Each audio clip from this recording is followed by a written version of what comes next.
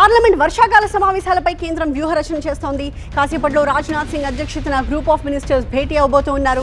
కీలక బిల్లుల ఆమోదానికి ఇతర పార్టీల మద్దతు గురించి ప్రధానంగా చర్చిస్తారు. ప్రతిపక్షాల ప్రశ్నలకు ఏ రకంగా సమాధానాలు ఇవ్వాలి అనే దానిపై కూడా కసరత్తు చేస్తారు మంత్రులు. పార్లమెంట్ వర్షాకాల సమావేశాలకు ముందు కేంద్ర ప్రభుత్వం వ్యూహాలకు పదును పెడుతోంది. ఇందులో భాగంగా కర్తవ్య భవన్లో గ్రూప్ ఆఫ్ మినిస్టర్స్ సమావేశం జరుగుతోంది.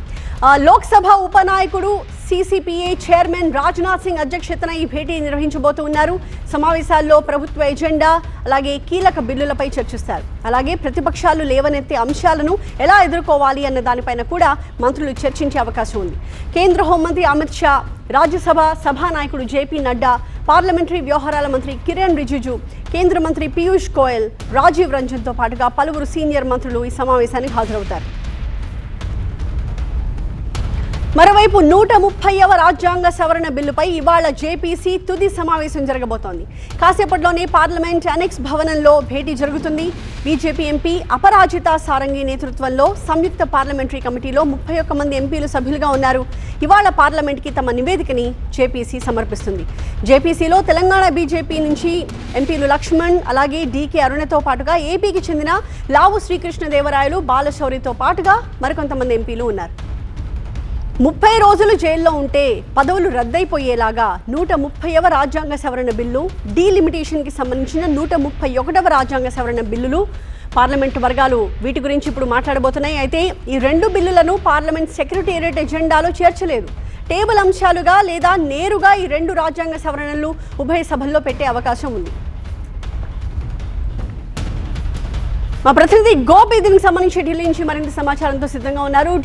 ఢిల్లీ నుంచి గోపి, సో ఏం జరుగుతోంది ప్రస్తుతం అక్కడ? 11:30కి జిఓఎం భేటీ అని అన్నారు, కానీ ఇప్పుడు 12 దాటినా ఇంకా స్టార్ట్ అయినట్టు కనిపించట్లేదు. సో ఎన్ని గంటలకు షెడ్యూల్ అయింది?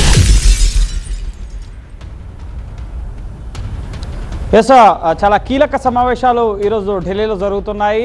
పార్లమెంట్ వర్షాకాల సమావేశాలకు కేంద్రం సన్నద్ధమవుతోంది. విపక్షాలు లేవనెత్తే అంశాలకు వ్యూహాలుగా ముఖ్యంగా కీలక బిల్లులను తీసుకురావడంతో పాటుగా ఏ విధంగా పార్లమెంట్లో వ్యవహరించాలి కేంద్ర ప్రభుత్వం అలాగే ఎన్డీఏ భాగస్వామ్యాన్ని సమన్వయం చేసుకుంటూ ఏ విధంగా కీలక బిల్లులను ఆమోదింపజేసుకోవాలి అన్న అంశానికి సంబంధించి ఓ పక్క జీఓఎం సమావేశం, మరో పక్క 130వ రాజ్యాంగ సవరణకు సంబంధించిన జేపీసీ తుది సమావేశం జరుగుతుంది. ప్రస్తుతం పార్లమెంట్ అనెక్స్లో జేపీసీ సమావేశం ప్రారంభమైంది. అలాగే కర్తవ్య భవన్లో రాజ్నాథ్ సింగ్ అధ్యక్షతన కేబినెట్ కమిటీ ఆన్ పార్లమెంటరీ అఫైర్స్కి ఆయన చైర్మన్గా ఉన్నారు. సో ఆయన నేతృత్వంలో ఇటు కేంద్ర మంత్రుల సమావేశం కూడా ప్రారంభమైంది. ప్రధానంగా పార్లమెంట్లో అనుసరించాల్సిన వ్యూహాలు, బిల్లుల ఆమోదానికి సంబంధించి ముఖ్యంగా ఏ విధంగా వ్యవహరించాలి, అలాగే విపక్షాలు లేవనెత్తాలనుకుంటున్న అంశాలు ప్రధానంగా అయోధ్య రామ మందిర విరాళాల చోరీ కానీ, ఇటు నీట్ పేపర్ లీక్ సంబంధించి ధర్మేంద్ర ప్రధాన్ రాజీనామా చేయాలన్న అంశం కానీ, ఇథనాల్ బ్లెండింగ్ 20% బ్లెండింగ్కి సంబంధించి వాహనదారులు పడుతున్న ఇబ్బందులు, అలాగే ధరలు పెరుగుదల, నిరుద్యోగ సమస్యలు, ఎస్ఐఆర్, విదేశాంగ విధానం, అమెరికాతో ట్రేడ్ డీల్స్, సో చాలా అంశాలని వాళ్ళు సిద్ధం చేసుకున్నారు ఇండియా అలయన్స్. సో వాటిని ఏ విధంగా ఎదుర్కోవాలి, వాటికి మంత్రిత్వ శాఖల వారీగా ఎటువంటి సమాధానాలు పార్లమెంటు వేదికగా ఇవ్వాలి అన్న అంశాలకు సంబంధించి జీఓఎంలో ముఖ్యంగా రాజ్నాథ్ సింగ్ అధ్యక్షతన జరుగుతున్న సమావేశంలో చర్చ జరుగుతుంది.